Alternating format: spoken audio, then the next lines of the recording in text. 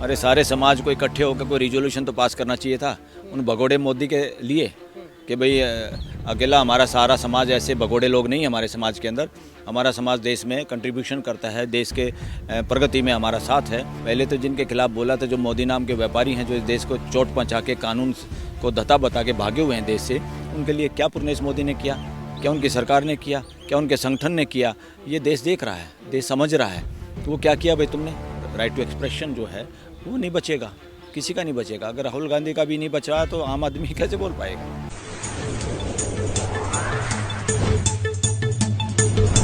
नमस्कार, times world देख रहे हैं आप। मैं आपके साथ औरंगजेब चौधरी। हमारे साथ बातचीत करने के लिए सुप्रीम कोर्ट के जाने माने वकील बलराज सिंह मलिक हमारे साथ मौजूद हैं। राहुल गांधी केस में एक बार फिर से जो है पुर्णेश मोदी ने सुप्रीम कोर्ट से मांग की है कि राहुल गांधी को जो है राहत नहीं दी जाए। किस तरीके से देख रहे हैं इस पूरे मामले को? जिस तरीके से मांग की है सुप्रीम कोर्ट से कि उनको राहत नहीं मिलनी चाहिए। देखो, वो तो जवाब देना था, इन पार्टियों को जवाब देने के लिए सुप्रीम कोर्ट ने खुद कहा था, और ऐसा ही प्रोसीजर के तहत है। दूसरी पार्टी जवाब देती, उन्होंने एफिडेविट दिया है 21 पेज का एफिडेविट। उसमें तो यही कहा कि ये अपराधी किस्म का आदमी है, इसका इतिहास आपराधिक है।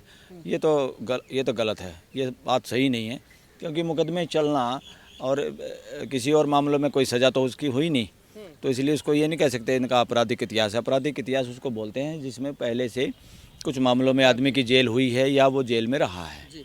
और खाली जब तक सुप्रीम कोर्ट, आखिरी मंजिल तो सुप्रीम कोर्ट है न्याय की, यहाँ से कोई जेल होती है और फिर आदमी जेल में रहता है, तब तो आदमी कह सकता है ये आपराधिक इतिहास है। ये वाकया बिल्कुल गलत है, गुमराह करने वाला है। सुप्रीम कोर्ट सब समझती है, इस तरह की तो बात उनको लिखनी थी। इसमें ज़्यादा दम मुझे नज़र नहीं आता है एफिडेविट में। लेकिन ये जिस तरीके से राहुल गांधी को अपराधी बोलना, आपको नहीं लगता है कि एक तरीके से ये भी मानहानि में बनता है? नहीं, वो तो इसलिए तो उन्होंने लिखा है अहंकारी है, जो मेरे सामने बात आई अहंकारी है कि उन्होंने, कोर्ट ने कहा माफ़ी मांगो क्या। अरे भी कोर्ट ने एक ऑप्शन दी थी उनको माफ़ी मांगने, उसने नहीं मांगी माफ़ी। एक आदमी को लगता है मैंने अपराध नहीं किया, इसलिए ऊपर की अदालतें हैं, अभी केस पेंडिंग है। उसके बाद तो हाई कोर्ट भी है, सुप्रीम कोर्ट भी है उस मामले की जांच करने के लिए, और आखिरी फुल एंड फाइनल कोर्ट देश की सुप्रीम कोर्ट है। और किसी को लगा कि नहीं, मैं इसमें माफ़ी मांगने वाली कोई बात नहीं थी, तो नहीं मांगी माफ़ी, क्या बात है। और माफ़ी मांगना भी, अगर वो सामान्य आदमी होते तो यहाँ डेली होता ही है कि कोर्ट कहती है चलो यार माफ़ी मांगो आपस में, या माफ़ी मांग लो, इसमें कोई बात नहीं। लोग माफ़ी मांग लेते हैं। केजरीवाल ने भी कहीं माफ़ी मांगी है किसी केस में। तो जिन चीज़ों को पॉलिटिकली एडवांटेज लेने के लिए माफ़ी वो मांग लेते, तो उनको लगता था कि इज ए पॉलिटिशियन, कि उनके पॉलिटिकल करियर पे इसका क्या असर होगा, इसलिए शायद उन्होंने माफ़ी नहीं मांगी। कोई बड़ी बात नहीं है, तो माफ़ी नहीं मांगी, कोई बात नहीं। लेकिन जिस तरीके से ये पूरा केस देखा जा रहा है, राहुल गांधी पे एक तरीके से मानहानि लगाना, तो आपको नहीं लगता है कि जिस तरीके से अगर क्लीन चिट मिलती है राहुल गांधी को, तो पुर्णेश मोदी पे भी कहीं ना कहीं थोड़ी कार्रवाई होनी चाहिए? ऐसे तो कोई किसी पे भी मानहानि का केस लगा देगा। देखो, मानहानि का केस उन्होंने लगाया है, अगर कोर्ट में पुलिस में रिपोर्ट कोई आदमी कराता है ना किसी मामले की, और वो मामला नहीं बनता, तब कार्रवाई होती है। और मानहानि का एक ऐसा मामला है जो कि तथ्यों की जांच पे आधारित होकर, इसमें ज़्यादा कार्रवाई की इतनी बड़ी बात बनती नहीं कि पुर्णेश मोदी के खिलाफ।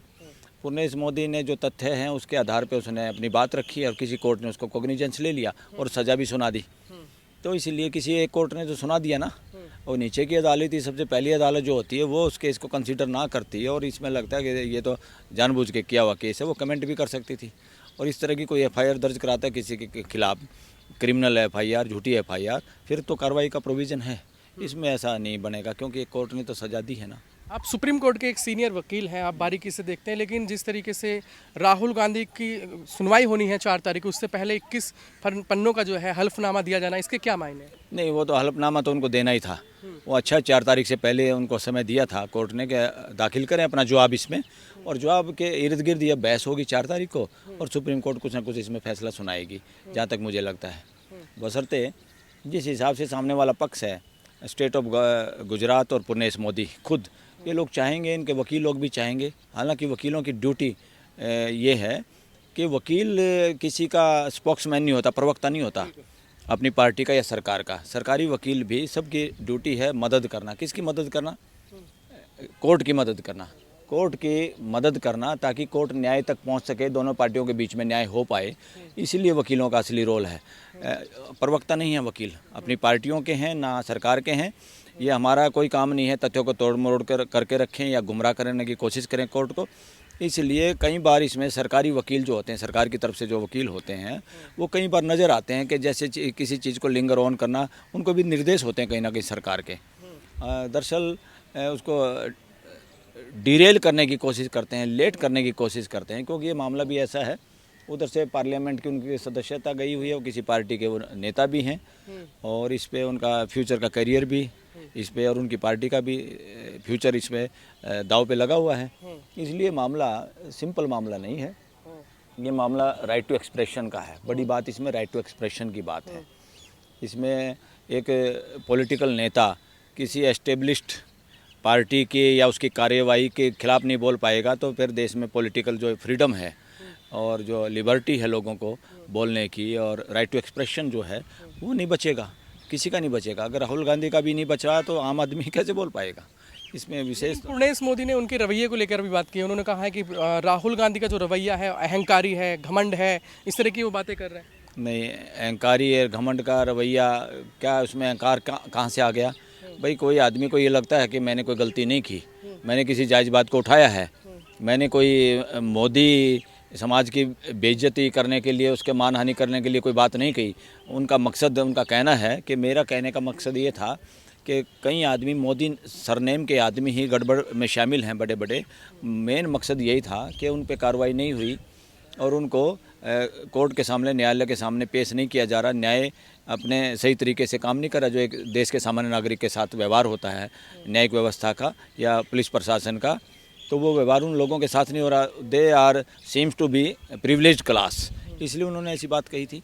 और ये अपोजिशन का या देश का कोई नेता या पॉलिटिकल आदमी नहीं कहेगा तो कौन कहेगा? इसमें कोई ऐसी बात नहीं। तो क्या लग रहा है कि जितना इतना घुमाया जा रहा है इस पूरे मामले को, कहीं मांग की जा रही है सुप्रीम कोर्ट से कि मतलब उनको सजा से रोका ना जाए, तो क्या लग रहा है 2024 के चुनाव को देख के सारा ये जो खेल है खेला जा रहा है? बिल्कुल, सारा खेल तो पॉलिटिकल खेल है, वोट की राजनीति का खेल है, और इसमें सबसे बड़ी दाव पे लगी हुई प्रतिष्ठा, न्यायालयों की प्रतिष्ठा, न्यायिक व्यवस्था की प्रतिष्ठा। न्यायालय इसमें क्या रुख अपनाती है, इसके दूरगामी परिणाम होंगे देश में। और इस वक्त पे सुप्रीम कोर्ट को कम से कम एक ऐसा न्याय इसमें सुनाना पड़ेगा या सुनाएगी जिस पूरे देश के लोगों को, दिलों को जीत ले, ऐसा फैसला। और ये देश भी इंतजार में है, और इससे न्यायिक व्यवस्था सुदृढ़ होगी देश की। अदरवाइज़ न्याय व्यवस्था की साख भी उस पे है, क्वेश्चन मार्क है साख में।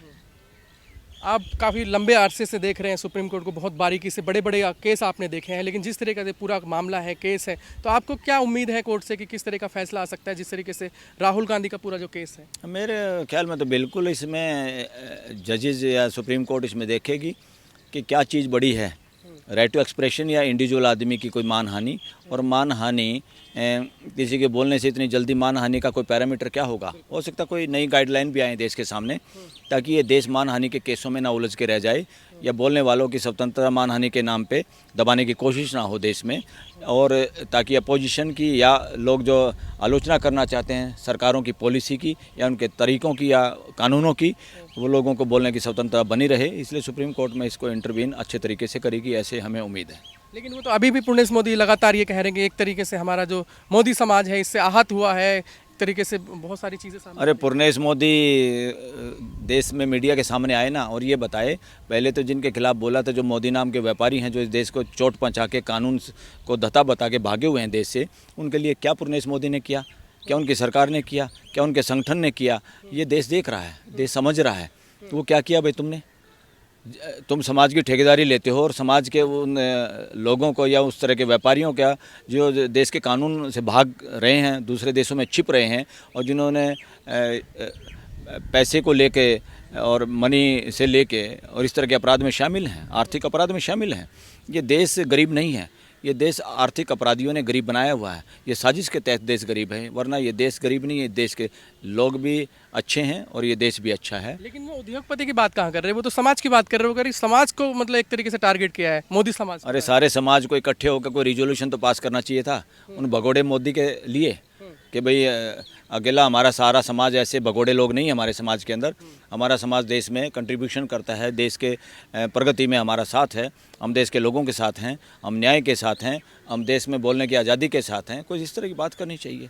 देश समाज तो वही आगे बढ़ता है, समाज उसी समाज की इज्जत होती है जो देश में अमन शांति भाईचारा, बोलने की आज़ादी, समानता के लिए काम करता है। जो आदमी अपने समाज के बिगड़ैल लोगों के, आपराधिक किस्म के लोगों की पैरवी करता है, उनको बचा के रखने की कोशिश करता है, वो समाज को तो कभी ना कभी दूसरे लोग बुरा बताएंगे। और ख़ास तौर पे ऐसे समाजों को ख्याल रखने की ज़रूरत है अपने ऐसे आदमियों के खिलाफ जिनसे सबका सिर शर्म से नीचे झुकता है या बेइज्जती होती पूरे समाज की।